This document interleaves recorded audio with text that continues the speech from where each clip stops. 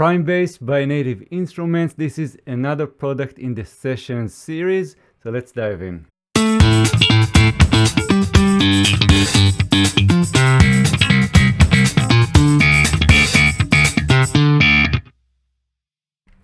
Let's go through the user interface and get to know Prime Bass. So first of all, again, let me know in the comments if you know what kind of guitar, which guitar they sampled here. This is a Kontakt library, of course. And in the user interface, we have 4 main tabs. We have the patterns. This is what we're looking at right now. So we have different slots, and in each slot we have different patterns for that particular preset. So let's just check it out real quick. So I have a complete control keyboard, meaning I have the LEDs lighting up. But if you're using Kontakt, you'll see in the keyboard, you'll see the different keys. So basically it goes with the red. We have the different patterns, and then we have some articulations and then stop. So let's just get started with that. All right, and then I can switch to the next one.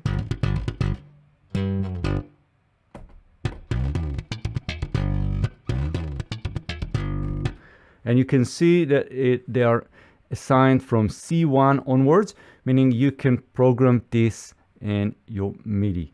And so next we have the bass settings. So we'll see what we have here. This is, first of all, DI signal, and we have drive, we have miking, 2 different mics that we can blend in. Then we have the damping, noise, and tuning. And so just to get a sense of what it means, let's play something with the default settings that comes with this preset. And now let's drive it.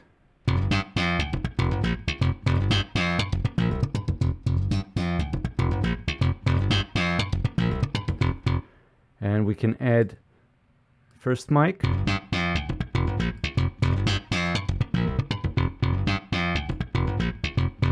And the second one.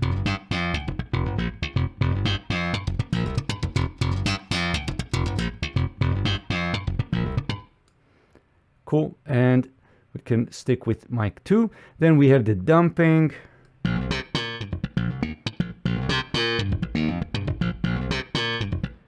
We can add some fret noise and the noise floor.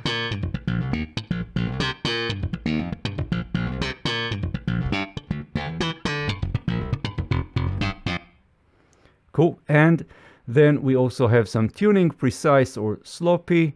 And next we have the amps and effects. So we have different slots, and we can just click this magnifying glass and get a lot of choices. We have distortion, modulation, compression, EQ, but we also have amps and cabs.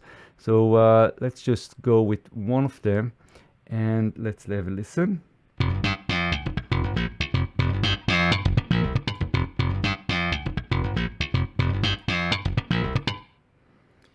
Very nice. And next we have the playback, where we can see some very useful controls like the humanize. We have swing, fill, shift, which will be sort of compensating or adjusting the latency of the MIDI. We have the controls for the latch mode. Should we stop after a quarter or different times, or should we just stop with the playing? And so other than that, tempo, we can half it, we can double it. And that is the basic idea. Now, by the way, if you see all these different patterns that we have, you'll see up here on the top that we have the sound preset. We have a drop down, and there are different factory presets with and without direct and amp sounds. That's very cool. And we can also control the vibrato and the impact with the pitch wheel. I mean, we have the vibrato here. We can set it to slow, medium, or fast, and we can even octave down. So lots of controls. I really like this bass so far. And when you listen to the different presets, you'll love it as well, because the sounds are great. And what else can we do here, which is really cool, is that you can actually drag and drop those those patterns into your session. So I can just click, drag, and drop it, and then customize that to whatever I need. So it's a good starting point.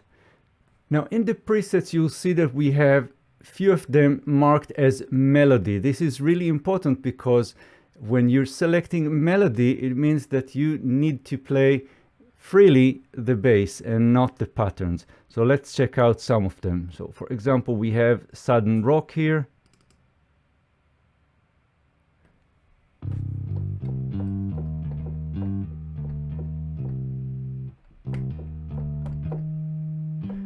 And we have different articulations. So in the melody, you'll see that on the left here, we have open, muted, fraglet, we have slap and pop, for example.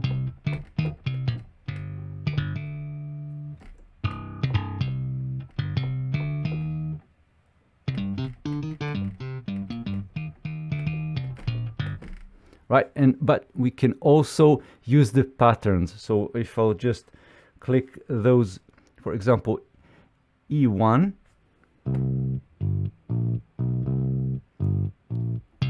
But when I lift my fingers from the key switches, it will come back to the melody part. So this is very cool. Let's try some of the presets just to appreciate the sounds, and then later you can watch the other video going through all the different presets and you can appreciate the sounds.